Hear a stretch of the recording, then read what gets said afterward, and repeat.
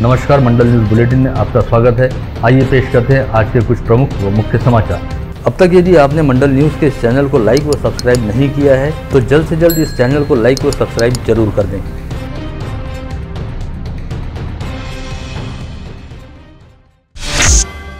2 दिन पूर्व भारतीय जनता पार्टी के नेता दिनेश सूर्यवंशी द्वारा जिला पालक मंत्री की अनदेखी के चलते जिला नियोजन समिति की निधि में से अब तक केवल 10 करोड़ रुपए का खर्च होने का आरोप लगाया गया था। साथ ही कहा गया था कि पालक मंत्री यशोमती ठाकुर की अनास्था के चलते जिले का विकास अवरुद्ध हो गया है, जिसे लेकर यहां जारी प्रेस विज्ञप्ति में मनपा के नेता प्रतिपक्ष बबलू शेखावत तथा पूर्व महापौर व पार्षद विलास इंगोले द्वारा कहा गया कि दिनेश सूर्यवंशी ने आधी अधूरी जानकारी के आधार पर पत्रकार परिषद लेते हुए बेसिर पैर के आरोप लगाए हैं। भाजपा नेता दिनेश सूर्यवंशी हमेशा ही इस तरह के बयान देने और बेवजह के आरोप लगाने में माहिर हैं। यही वजह है कि विद्यापीठ की सीनेट में राज्यपाल नियुक्त सदस्य रहने के बावजूद उन्हें ऐसे ही झूठे और बेसिर पैर के बयानों की वजह से पद से हटा दिया गया था। अतः ऐसे व्यक्ति द्वारा लगाए गए आरोपों को किसी ने भी गंभीरता से नहीं लेना चाहिए। इस प्रेस विज्ञप्ति में कांग्रेस के दोनों पदाधिकारियों द्वारा यह भी कहा गया कि जिला पालक मंत्री यशोमती ठाकुर के नेतृत्व में जिले का विकास शानदार ढंग से चल रहा है और जिला नियोजन समिति की निधि से अब तक 210 करोड़ रुपए के खर्च को मंजूरी दी जा चुकी है, जो कुल मंजूर राशि 300 करोड़ का करीब 70% है।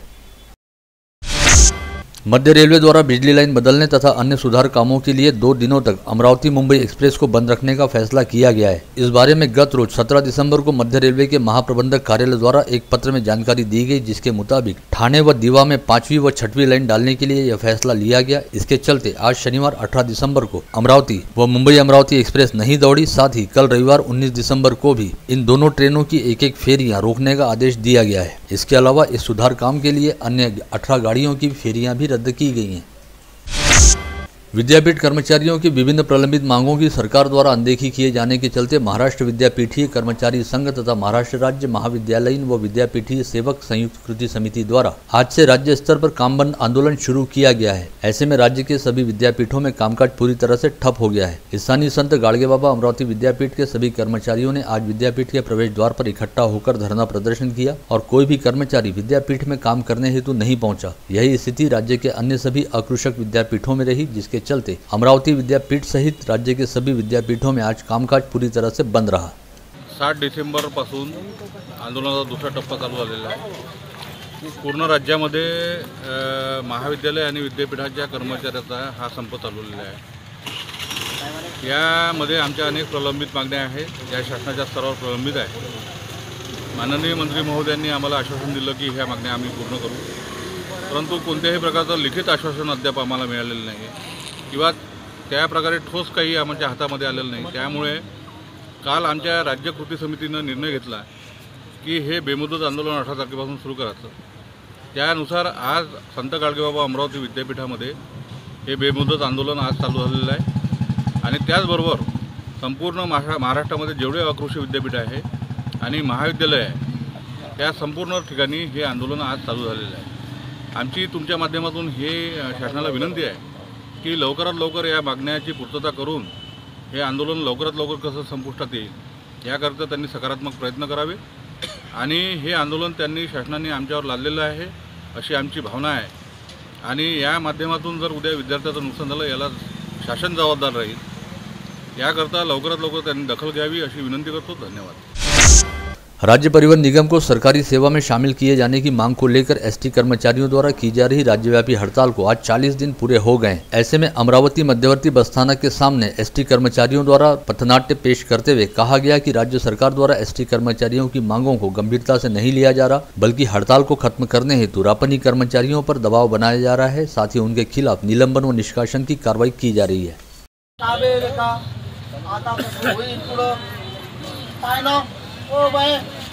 काय मायले तो विचार ना बा आमच्या लेकराचं कसं होईन बोलतं रस्त्यावर येते का काय विचारून घे तिले माय रस्त्यावर येते ना माय लवकर येते ना माय ओ येईन नक्कीच येईन फक्त तुम्ही असा संमत ठेवा। बरोबर माय बाप सरकारने ऐकायला तयारच नाही, ते तर आपण मालक समजून राहिलो। अहो काय सरकार काय त्याचं सरकार काय ते स्वतः जायचं सरकार कधीच मालक होऊ शकत नाही की ते राजा राणीच्या पोटातून नाही तर मताच्या पेटीतून निवडून येतो। इथे फक्त लोकशाही चालते, लोकशाही आणि 26 जानेवारी 1950 रोजी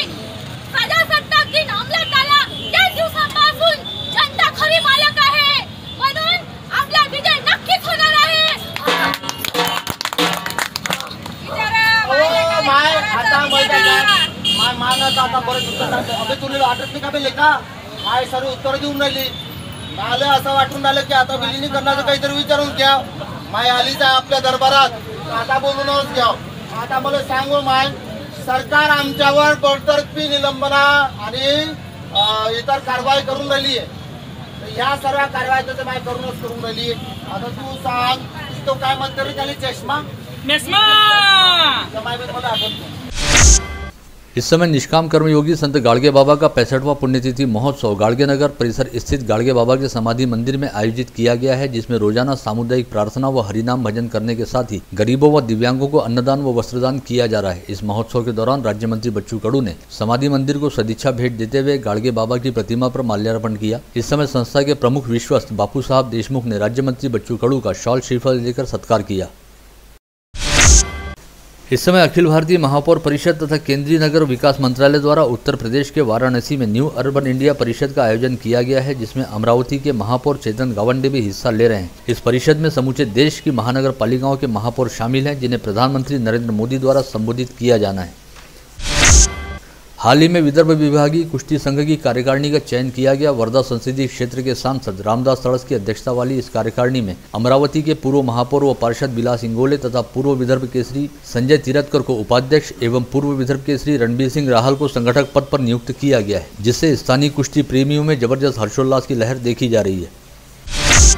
अंतर्राष्ट्रीय स्तर पर ख्यातनाम प्रवचनकार जया किशोरी जी का आगामी वर्ष 18 अप्रैल को पहली बार अमरावती जिले में आगमन होने जा रहा है। परतवाड़ा निवासी प्रतिष्ठित अग्रवाल परिवार की वरिष्ठ सदस्य श्रीमती शकुंतला देवी चिरंजीलाल अग्रवाल के 75वें जन्मदिवस के उपलक्ष्य में सुनीता अग्रवाल चैरिटेबल ट्रस्ट व राधेश्याम बहुउद्देशीय संस्था द्वारा 18 से 20 अप्रैल तक परतवाड़ा चिखलदरा रोड स्थित नंदनवन पैलेस में नानीबाई का मायरा का आयोजन किया जा रहा है, जिसमें जया किशोरी जी द्वारा संगीतमय भजनों की प्रस्तुति दी जाएगी।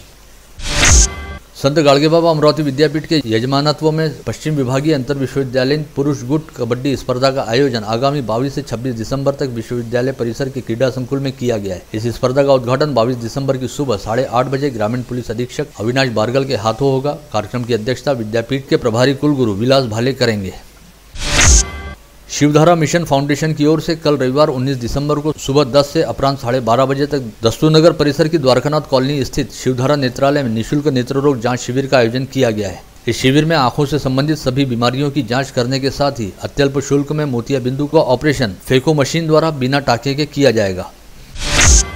फाउंडेशन की ओर से सोमवार 20 दिसंबर से रोजाना शाम 7 से 8 बजे तक शिवधारा नेत्रालय में ही नाक कान गला रोग जांच सहित लकवा मोटापा वात रोग फ्रैक्चर आदि बीमारियों का भी निःशुल्क जांच व उपचार किया जाएगा। स्थानीय कुम्हारवाड़ा परिसर स्थित श्री दत्त मंदिर संस्थान में विगत 12 दिसंबर से दत्त जयंती महोत्सव निमित्त श्री गुरु चरित्र का पारायण किया जा रहा था। साथ ही यहां पर इस जन्मोत्सव निमित्त विभिन्न धार्मिक व सामाजिक कार्यक्रमों का भी आयोजन किया गया था, जिसका समापन आज 18 दिसंबर को समारोह पूर्वक किया गया। साथ ही आरती व पूजन करते हुए श्री दत्त जन्मोत्सव मनाया गया।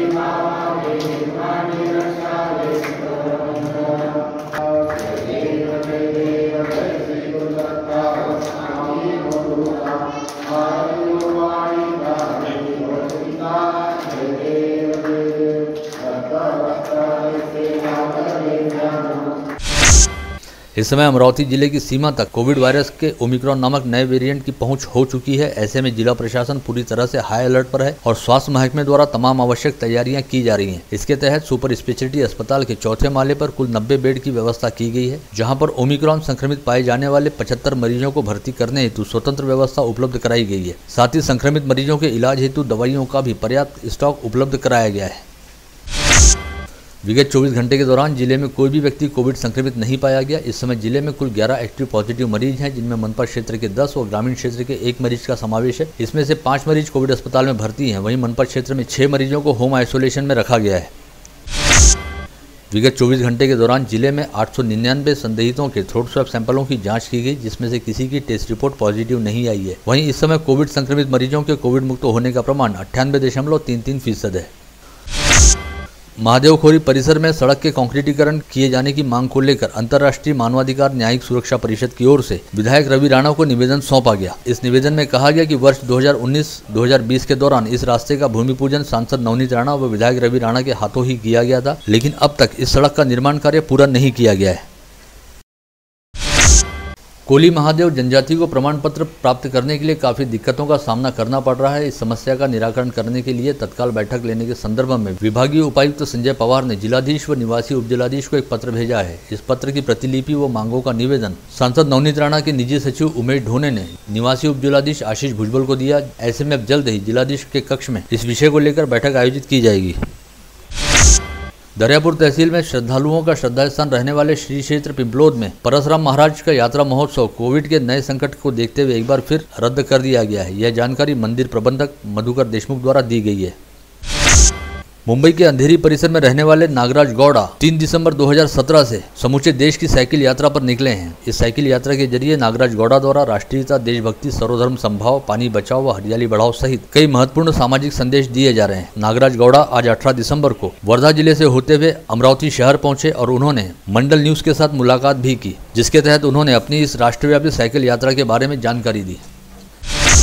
इन दिनों शहर में कड़ाके की सर्दी पड़ने लगी है। ऐसे में जहां तहां अलाव जलते नजर आ रहे हैं। वहीं दूसरी ओर शहर में कई ऐसे लोग हैं जो खुले आसमान के नीचे अपना जीवन गुजारते हैं। ऐसे लोगों की सहायता के लिए शहर कांग्रेस कमेटी के ब्लॉक क्रमांक 1 के अध्यक्ष व इंसाफ युवा शक्ति संगठन के संस्थापक यासिर भारती व उनके मित्र परिवार द्वारा गर्म कपड़े वितरित करने का काम शुरू किया गया है। शहर के बलगांव रोड स्थित असूरिया पेट्रोल पंप के पास काफी पुराना एक विशालकाय पेड़ धराशायी होकर पान ठेले पर गिर पड़ा, जिसके बाद इस मार्ग पर यातायात प्रभावित हुआ। पश्चात दमकल विभाग के 2 दस्तों द्वारा घटनास्थल पर पहुंचकर पेड़ की भारी भरकम टहनियों को काटकर इसे रास्ते से हटाया गया और यातायात को सुचारू किया गया। इस हादसे में पान ठेला संचालक का काफी भारी नुकसान हुआ है। शहर पुलिस आयुक्त डॉक्टर आरती सिंह के विशेष पथक द्वारा गत रोज 2 शराब विक्रेताओं के साथ ही 8 जुआरियों को अपनी हिरासत में लिया गया, जबकि इस कार्रवाई के दौरान 2 जुआरी पुलिस को चकमा देकर फरार हो गए। गाड़गीनगर पुलिस थाने में गत रोज ऑनलाइन फ्रॉड की 3 शिकायतें दर्ज की गई, जिसमें 3 शिकायतकर्ताओं को 1,48,919 रुपए से ठग लिया गया। इन दिनों शहर में ऑनलाइन फ्रॉड की घटनाएं बड़ी तेजी से सामने आ रही हैं। तीनों मामलों की जांच साइबर सेल द्वारा की जा रही है। दरियापुर भातकुली मार्ग पर कलम गवान से थिलोरी के दरमियान रास्ते के किनारे खड़े टिप्पर से एक तेज रफ्तार दुपहिया टकरा गई। इस हादसे में दरियापुर के पंजाबराव देशमुख कॉलोनी रहने वाले सेवानिवृत्त बैंक कर्मचारी विलास तुरखेड़े की मौत हो गई। यह हादसा गुरुवार की रात घटित हुआ। दरियापुर तहसील के येवदा गांव में रहने वाले गजानंद सोलंके ने शुक्रवार की आधी रात अपने घर में ही फांसी लगाकर आत्महत्या कर ली। आत्महत्या की वजह फिलहाल पता नहीं चल पाई है। मामले की जांच येवदा पुलिस द्वारा की जा रही है। आप देख रहे थे मंडल न्यूज बुलेटिन। हमारे चैनल को लाइक करें, शेयर करें और हाँ, सब्सक्राइब करना ना भूलें। कल होगी आपसे फिर मुलाकात, तब तक के लिए धन्यवाद।